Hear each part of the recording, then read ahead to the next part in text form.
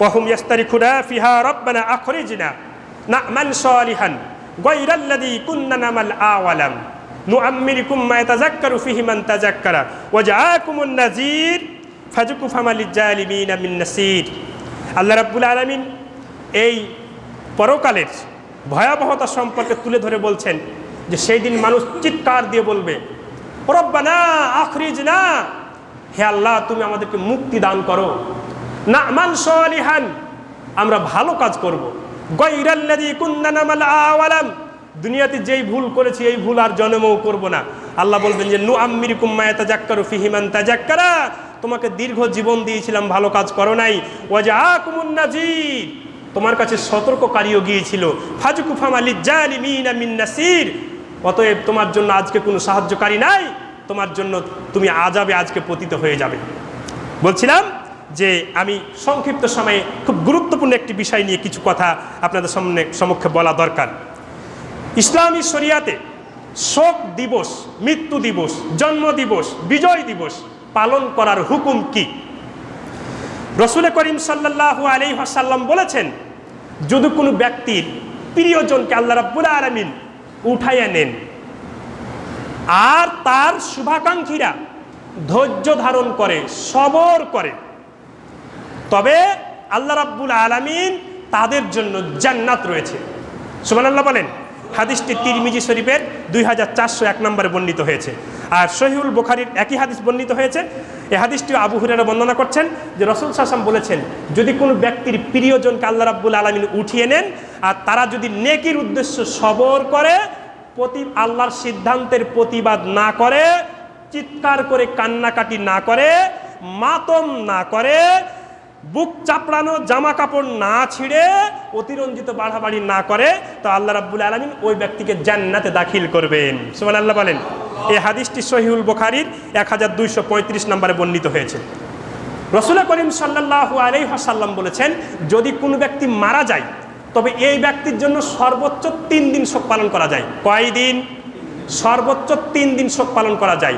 যে ব্যক্তি মারা যাবে তার পরিবারকে প্রতিবেশীরা খাবার পর্যন্ত দিয়ে আসবে, কারণ সে শোকে হতবিহ্বল, তাকে খাবার পৌঁছে দিতে হবে। ইসলামের রীতি কত সুন্দর।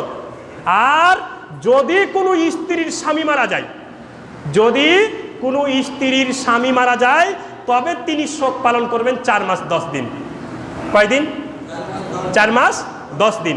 তাহলে ইসলামী শরিয়াতে শোক পালন করার নীতিমালা হচ্ছে 3 দিন। কয় দিন? 3 দিন। আর যদি কোনো স্ত্রী স্বামী মারা যায় কয় দিন? 4 মাস 10 দিন।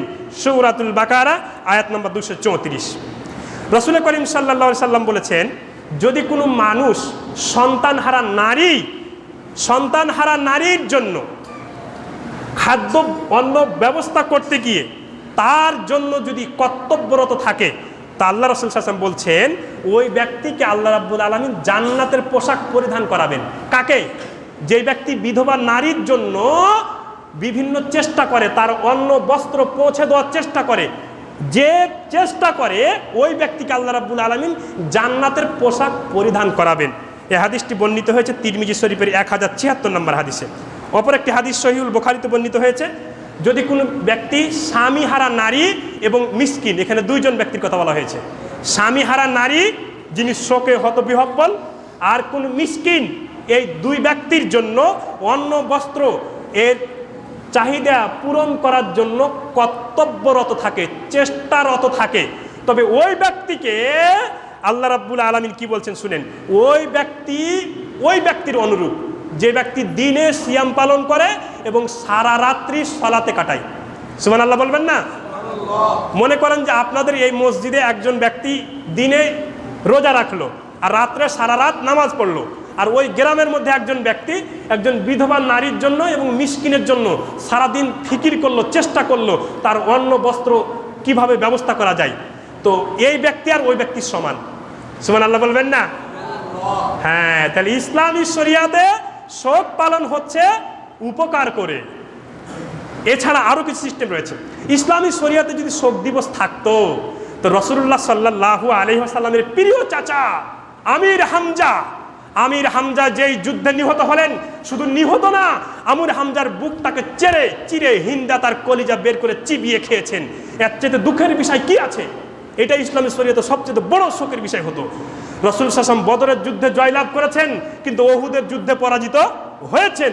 তাহলে ওহুদের যুদ্ধে পরাজিত হয় একটা শোক, এটা হতো ইসলামের সবচেয়ে বড় শোক দিবস। ইসলামী শরীয়তে যদি শোক দিবস থাকতো, রাসূল সাল্লাল্লাহু আলাইহি ওয়াসাল্লামের জন্মের পূর্বেই তার বাবা মারা গিয়েছে, জন্মের 6 বছর পরে তার মা মারা গেছে, 8 বছর বয়সে তার পিতা আব্দুল মুত্তালিব মারা গেছে। আর প্রিয় সহধর্মিনী স্ত্রী খাদিজাতুল কুবরা, যাকে আল্লাহ রাব্বুল আলামিন সালাম জানিয়েছেন, এই পৃথিবীর একমাত্র নারী যাকে আল্লাহ রাব্বুল আলামিন দুনিয়ায় সালাম প্রেরণ করেছেন, তিনি কে? উম্মাহাতুল মুমিনিন খাদিজাতুল কুবরা, মা খাদিজাতুল কুবরাকে আল্লাহ রাব্বুল আলামিন সালাম জানিয়েছেন। এইরকম একজন গুরুত্বপূর্ণ মহিয়াসী যেদিন ইন্তেকাল করলেন, সেই দিনটা তো শোক দিবস পালন করা উচিত ছিল, কিন্তু বোঝা যাচ্ছে ইসলামে কোনো শোক দিবস নেই। তাহলে ইসলামে আছে কি? ইসলামে বিজয় দিবসও নাই। আচ্ছা বলেন তো, যেদিন মক্কা দিবস, মক্কা বিজয় হলো, এর চাইতে বড় দিবস আর কিছু আছে? এর চাইতে বড় দিবস কিছু আছে? ইসলামে যদি বিজয় দিবস থাকতো, তো সর্বপ্রথমে যেই দিবসটা আসতো সেটা হচ্ছে মক্কা বিজয়ের দিবস, তারপরে আসতো বদরের দিবস, তারপরে অসংখ্য যুদ্ধ রাসূল সাল্লাল্লাহু আলাইহি ওয়াসাল্লাম করেছেন, 19টি যুদ্ধ করেছেন তার জীবদ্দশায়, এবং রাসূল সাল্লাল্লাহু আলাইহি ওয়াসাল্লামের ওফাতের পরে, মৃত্যুর পরে আরও 8টি যুদ্ধ হয়েছে। এগুলো প্রত্যেকটা যুদ্ধের বেশিরভাগ যুদ্ধেই সাহাবায়ে কেরাম জয়লাভ করেছেন, রাসূল সাল্লাল্লাহু আলাইহি ওয়াসাল্লাম জয়লাভ করেছেন। তাহলে এই বিজয় দিবসগুলো আগে আসতো। তো বোঝা যাচ্ছে যে ইসলামী শরিয়াতে বিজয় দিবসও নাই, জন্ম দিবসও নাই, শোক দিবসও নাই। তবে যারা ইন্তেকাল করেছে, এদেশের জাতির জন্য যারা অনেক প্রাণপণ চেষ্টা করেছেন, এদেশের মেহনতি মানুষের মুক্তির জন্য যারা জীবন বিলিয়ে দিয়েছেন, আমরা সবাইকে ভালোবাসি, আমরা তাদের সবাইকে ভালোবাসি।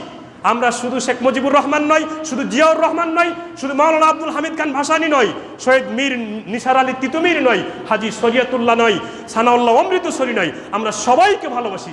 যারা অসংখ্য মানুষ এদেশকে স্বাধীনতা করার জন্য, স্বাধীনতা আনার জন্য জীবন দিয়েছেন, বুকের তাজা রক্ত দিয়ে বাংলার পথ প্রান্তকে রঞ্জিত করে দিয়েছেন, আমরা দোয়া রাখি আল্লাহ রাব্বুল আলামিন যেন তাদের সবাইকে জান্নাতের উচ্চ মাকাম দান করে, বলেন আমিন। আরও কিছু কাজ করতে পারেন, আরও কিছু কাজ করতে পারেন। তাদের উদ্দেশ্যে আপনি দান খয়রাত করতে পারেন, তাদের উদ্দেশ্যে আপনি সাদাকা করতে পারেন।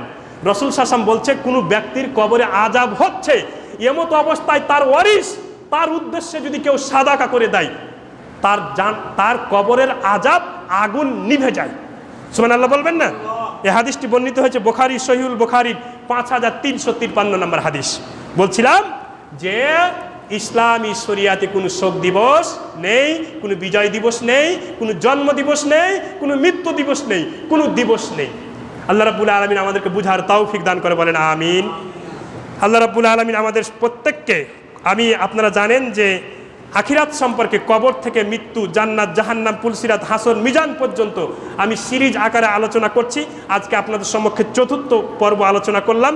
ইনশাআল্লাহ এ ধারাবাহিকভাবে শেষ করার চেষ্টা করব। আল্লাহ রাব্বুল আলামিন যেন আমাদেরকে আলোচনাগুলো বুঝার তৌফিক দান করে, বলেন আমিন। আল্লাহ রাব্বুল আলামিন যেন আমাদেরকে মৃত্যুর পূর্ব প্রস্তুতি গ্রহণ করার তৌফিক দান করে, বলেন আমিন। আমাদের মাঝে যারা অসুস্থ রয়েছে, আল্লাহ রাব্বুল আলামিন যেন তাদের সবাইকে ফি কুল্লি